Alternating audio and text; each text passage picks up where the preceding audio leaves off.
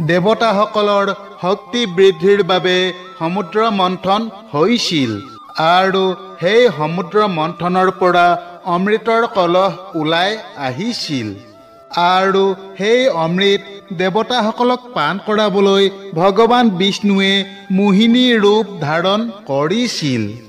মোহিনীয়ে দৈত্যসকলক প্ৰতাৰণা কৰি দেৱতাসকলক অমৃত পান কৰাইছিল। আজি আমি ভগৱান বিষ্ণুৰ এই মোহিনী ৰূপ আৰু ভগৱান শিৱৰ কাহিনী ক'বলৈ লৈছোঁ। ভগৱান শিৱৰ লগত ভগৱান বিষ্ণুৰ মোহিনী ৰূপৰ কি কাহিনী জড়িত আছে? ভগৱান শিৱই কিয় মোহিনী ৰূপ চাবলৈ গৈছিল? মোহিনী ৰূপ দৰ্শন কৰি ভগৱান শিৱৰ কি হৈছিল? আহকচোন আজি ভগৱান বিষ্ণুৰ মোহিনী ৰূপ আৰু ভগৱান শিৱৰ এই কাহিনী জানো।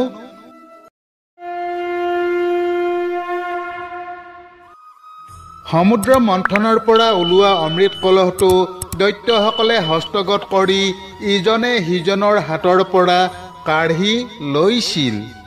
তেনেতে এগৰাকী সুন্দৰী নাৰী দৈত্যসকলৰ ওচৰলৈ আগবাঢ়ি আহিল। সেই সুন্দৰী নাৰীগৰাকীৰ সৌন্দৰ্যত সকলো দৈত্য মোহিত হৈ পৰিল। দৈত্যসকলে অমৃত কলহৰ বাবে কৰা টনা আজোৰা পাহৰি সেই দেৱীক সুধিলে, হে দেৱী, তুমি কোন? তুমি ক'ৰ পৰা আহিছা? হে সুন্দৰী, তুমি কি কৰিব বিচাৰিছা? সেই নাৰীক দেখি দৈত্যসকলৰ মাজত হুলস্থুলৰ সৃষ্টি হ'ল। দৈত্যসকলে ক'বলৈ ধৰিলে, এতিয়ালৈকে দেৱতা, অসুৰ, সিদ্ধ, গন্ধৰ্ব, চাৰণ আৰু লোকপালসকলেও হয়তো তোমাক স্পৰ্শ কৰা নাই। নিশ্চয় সৃষ্টিকৰ্তাই তোমাক সকলো ইন্দ্ৰিয় আৰু মনক সন্তুষ্ট কৰিবলৈ পঠাইছে। সুন্দৰী, তুমি আমাৰ বিবাদ সমাধান কৰা। এই অমৃত তুমি ন্যায় অনুসৰি নিৰপেক্ষভাৱে বিতৰণ কৰা, যাতে আমাৰ মাজত আৰু কাজিয়া নহয়। দৈত্যসকলৰ ওচৰলৈ অহা এই সুন্দৰী নাৰীগৰাকী প্ৰকৃততে শ্ৰীহৰি বিষ্ণুৰ এক অৱতাৰ, যিয়ে সুন্দৰ মনোমোহা ৰূপ ধাৰণ কৰি দৈত্যসকলৰ পৰা অমৃত কলহ হস্তগত কৰি দেৱতাসকলক অমৃত পান কৰাবলৈ আহিছিল। দৈত্যসকলৰ অনুৰোধত ত্ৰিজগতক মোহিত কৰিবলৈ সক্ষম দেৱী মোহিনীয়ে হাঁহি মাৰি ক'লে, মই মায়া আৰু তোমালোক মহৰ্ষি কাশ্যপৰ সন্তান, তেন্তে কিয় মোক ন্যায়ৰ দায়িত্ব দিছা? এজন জ্ঞানী পুৰুষে কেতিয়াও স্বেচ্ছাচাৰিণী নাৰীক বিশ্বাস কৰা উচিত নহয়। মোহিনীৰ পৰিহাস ভৰা কথা শুনি দৈত্যসকলক আৰু অধিক আশ্বস্ত কৰিলে আৰু তেওঁলোকে অমৃতেৰে ভৰা পাত্ৰটো তাইৰ হাতত তুলি দিলে।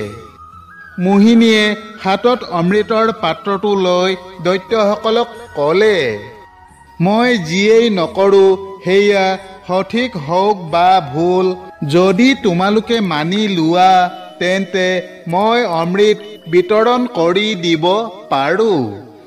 মোহিনীৰ মধুৰ আৰু মোহনীয় কথা শুনি সকলো দৈত্যই দেৱী মোহিনীৰ প্ৰস্তাৱত সন্মতি দিলে।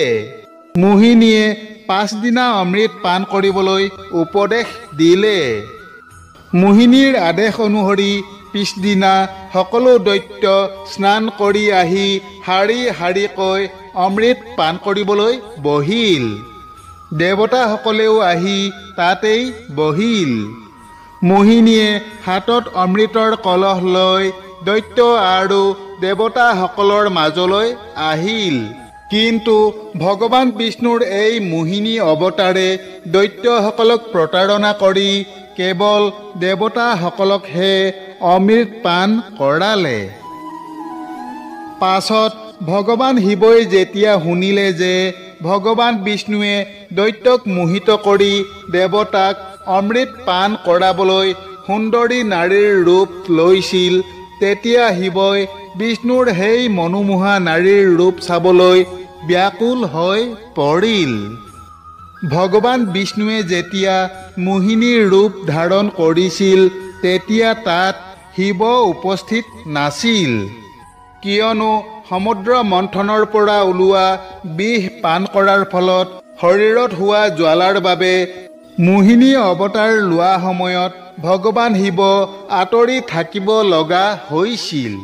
সেয়েহে মোহিনী ৰূপৰ বৰ্ণনা শুনি ভগৱান শিৱই সেই ৰূপ দৰ্শন কৰিবৰ বাবে এদিন দেৱী পাৰ্বতীৰ লগত ভগৱান বিষ্ণুৰ নিবাস স্থানলৈ গ'ল। তালৈ গৈ শিৱই বিষ্ণুক ক'লে, হে প্ৰভু, মই আপোনাৰ সেই অপৰূপা মোহিনীৰ ৰূপ দৰ্শন কৰিবলৈ আহিছোঁ। মোৰ বাহিৰে আন সকলো দেৱী দেৱতাই আপোনাৰ সেই ৰূপ দৰ্শন কৰিবলৈ সক্ষম হ'ল, কিন্তু বিষৰ জ্বালাৰ বাবে আঁতৰি থাকিব লগা হোৱাত সেই সৌন্দৰ্য উপভোগ কৰাৰ পৰা মই বঞ্চিত হ'লোঁ। গতিকে হে প্ৰভু, আপুনি কৃপা কৰি মোক সেই ৰূপৰ দৰ্শন কৰাওক। শিৱৰ কথা শুনি ভগৱান বিষ্ণুৱে ক'লে, হে প্ৰভু ভোলানাথ, আপুনি মোৰ সেই মোহিনীৰ ৰূপ দৰ্শন কৰাৰ আশা পৰিহাৰ কৰক, কিয়নো মোৰ সেই মোহিনীৰ ৰূপ অতি মনোমোহা। সেই ৰূপ দেখি আপুনি নিজকে নিয়ন্ত্ৰণ কৰিব নোৱাৰিব, আৰু যদিহে সেই ৰূপ দৰ্শন কৰি কিবা অঘটন ঘটে তেন্তে সংসাৰত আপোনাৰ কুখ্যাতি বিয়পি পৰিব। এই কথা শুনি শিৱই ক'লে, হে প্ৰভু, আপুনি তাৰ বাবে নিশ্চিন্ত হওক, কিয়নো মই এজন জিতেন্দ্ৰিয় যোগী।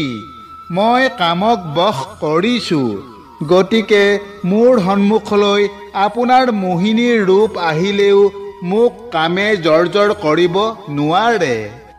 মই কাম অভিলাষত মোহিনীৰ ৰূপ চাবলৈ অহা নাই, বৰঞ্চ আপোনাৰ সেই অপৰূপা ৰূপ দৰ্শন কৰি নিজকে ধন্য কৰিবলৈ আহিছোঁ।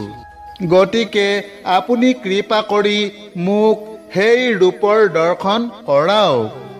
বিষ্ণুৱে ক'লে, হে কামজয়ী ভোলানাথ, যদিহে আপুনি নিজকে নিয়ন্ত্ৰণ কৰি ৰাখিব পাৰিম বুলি ভাবিছে তেন্তে মোহিনীৰ ৰূপ চাবলৈ সাজু হওক। এই বুলি কৈ ভগৱান বিষ্ণু শিৱৰ সন্মুখৰ পৰা অন্তৰ্ধান হৈ পৰিল। তেনেতে শিৱই কিছু দূৰত এখন সুন্দৰ উদ্যান দেখা পালে, আৰু দেখিলে যে সেই উদ্যানৰ ভিতৰত এগৰাকী অতি সুন্দৰী কন্যাই নৃত্য কৰি আছে। সেই দৃশ্য দেখি শিৱ মোহিত হৈ পৰিল।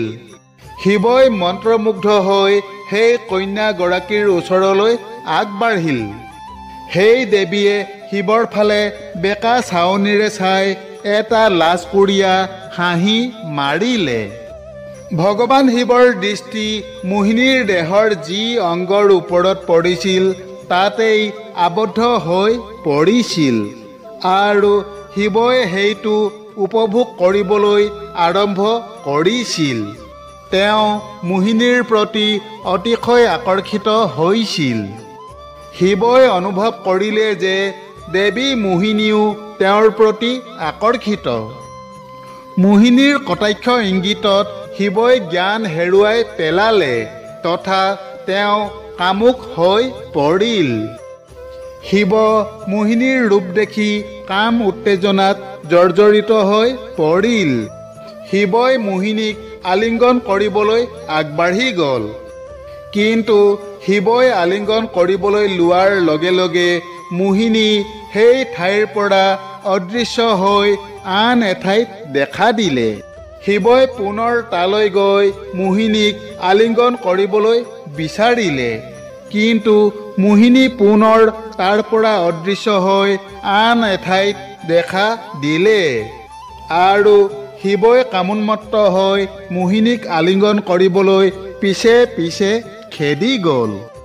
এনেদৰে মোহিনীয়ে নিজকে বচাই তিনিও লোকতে ঘূৰি ফুৰিব ধৰিলে আৰু কামোন্মত্ত শিৱই মোহিনীৰ পিছে পিছে ঘূৰি ফুৰিব ধৰিলে। কামৰ জ্বালাত সেই সময়ত শিৱ জ্ঞানহীন যেন হৈ পৰিছিল। মোহিনীৰ পিছে পিছে দৌৰি ফুৰোতে পিন্ধি থকা বাঘৰ ছালখন কেতিয়া দেহৰ পৰা খহি পৰিল শিৱই সেই কথাও গম নাপালে। শিৱই উলংগ দেহেৰে মোহিনীৰ পিছে পিছে দৌৰি থাকিল। তিনিও লোকৰ দেৱতা গন্ধৰ্ব যক্ষ ৰক্ষ মনুষ্য ঋষি মুনি সকলোৱে শিৱক উলংগ দেহেৰে মোহিনীৰ পিছে পিছে দৌৰি থকা দেখি আশ্চৰ্যচকিত হৈ পৰিল। কিন্তু শিৱই কাৰো প্ৰতি কোনো ভ্ৰূক্ষেপ নকৰিলে। এনেদৰে মোহিনীৰ পিছে পিছে দৌৰি থাকি এটা সময়ত শিৱৰ বীৰ্য স্খলন হৈ পৰিল। বীৰ্য স্খলন হোৱাৰ পাছত শিৱৰ সম্বিত ঘূৰি আহিল। তেতিয়া নিজৰ অৱস্থা দেখি শিৱ লজ্জিত হৈ পৰিল আৰু শিৱ ভগৱান বিষ্ণু আৰু দেৱী পাৰ্বতীৰ ওচৰলৈ ঘূৰি আহিল। তাৰ পাছত ভগৱান শিৱ দেৱী পাৰ্বতীৰ লগত পুনৰ কৈলাশ পৰ্বতলৈ ঘূৰি আহিল।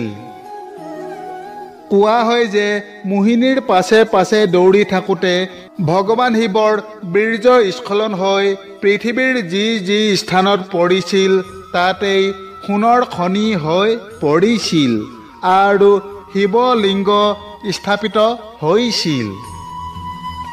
বান্ধৱসকল, আশা কৰোঁ আজি আপোনালোকে ভগৱান বিষ্ণুৰ মোহিনী অৱতাৰ আৰু ভগৱান শিৱৰ কাহিনীৰ বিষয়ে নিশ্চয় জানিব পাৰিলে। আগলৈ অন্য এক নতুন কথাৰ সৈতে পুনৰ লগ পোৱা আশাৰে আজিলৈ সামৰিছোঁ। ধন্যবাদ। জয় শ্ৰীকৃষ্ণ।